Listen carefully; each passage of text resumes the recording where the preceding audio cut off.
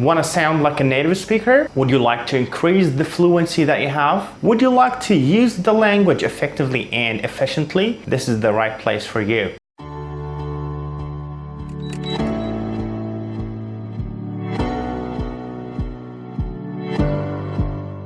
This is a whole new experience for off class. We are having the whole video in English, and we hope that you like the idea of presenting the videos in English. And if you can catch up with the speech rate that we speak, you can activate the subtitles underneath and you can understand every single word that we are speaking. So let's jump right into it.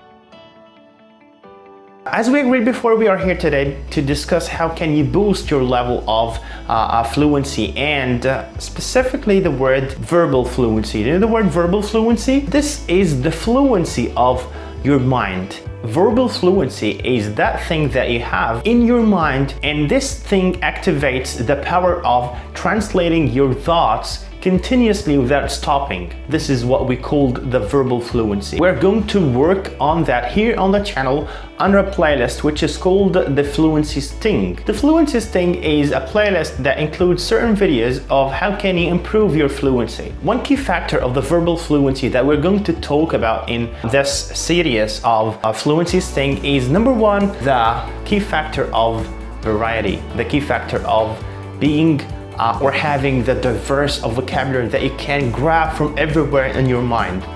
And we're going to work on that on different steps. Number one, that thing that we call the synonyms or the variations, language variations. The synonyms in the language simply are the same meaning of the word. For example, we have car, the car is kind of vehicle, and we have another word for car which is wagon, the same word, car and wagon, they are both cars, okay?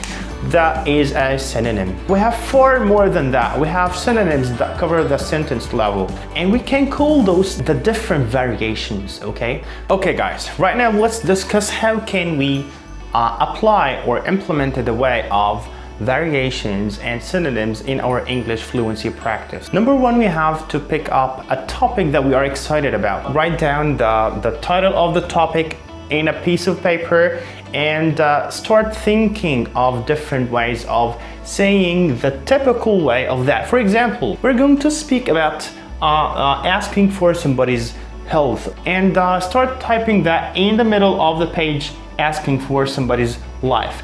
After that, hit the internet, search for the possible ways of saying the same thing. For example, the typical way for that is, how are you? Today we're going to learn 9 things that we can add to how are you, the typical how are you. And of course, adding those things give us the fluency of it. You can try to say that in different ways, and that of course helps you to be native. So for example, the first thing that we have is, how are you? How are you, Tom? How are you been? Number 2, we have, how are things? How are things, man? Number 3, we have, how is it going? How is it going? How is it going with you? Number 4 might be new for some people, but it's kind of great. How are you getting on? How are you getting on? Oh my gosh, how are you getting on?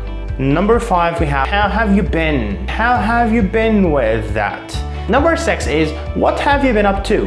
What have you been up to this day? We can say that again on number 7. What have you been getting up to?